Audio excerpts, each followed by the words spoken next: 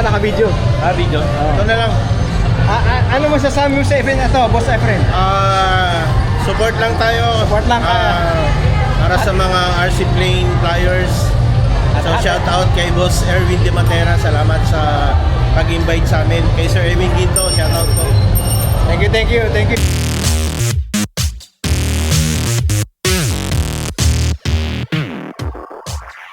It's very challenging kasi po, the pilot has to imagine himself inside the plane. Iba po ang visual reference niya kapag papalayo. Pag ngayon, yung aeroplano, madaling i-imagine yung sarili mo pag nasa harap yung plane. Pero paano naman pag pabalik na? Baliktad na ho ang inyong perception ng movement ng airplane. Left is right, right is left. That's why these pilots practice a lot, so that their brain can get accustomed to flying the airplane from a position outside and far away from the airplane itself.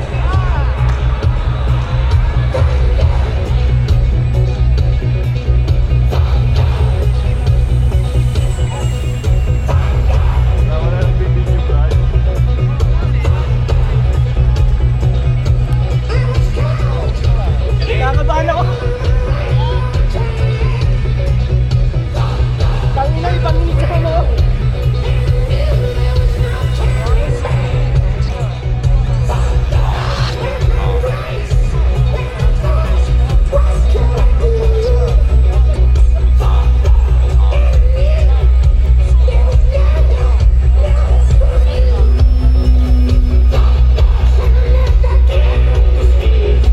We'd like to say a special thank you to Hazel Pasqua of Lucky Tree Chefs Catering Services, who've been providing delectable and delicious food for the staff and participants of the event.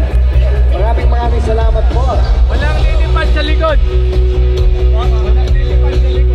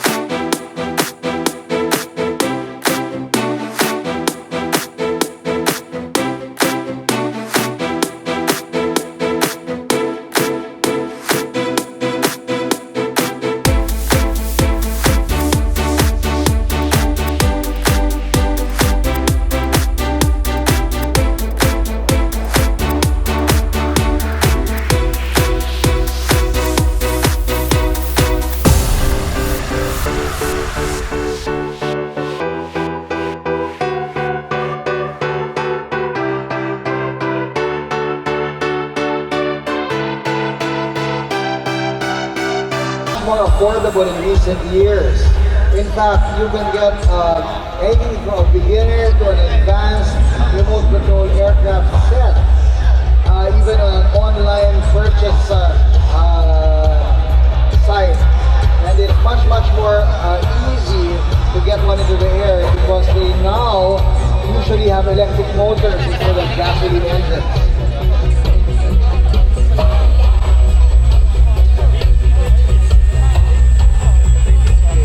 Captain Wendy Matera is about to demonstrate for us in his Fun Fly Ugly Stick aircraft, which actually is an award-winning airplane that we used to break a number of records. In fact, he's going to show us a steep climb using this electrical powered aircraft. Look at that.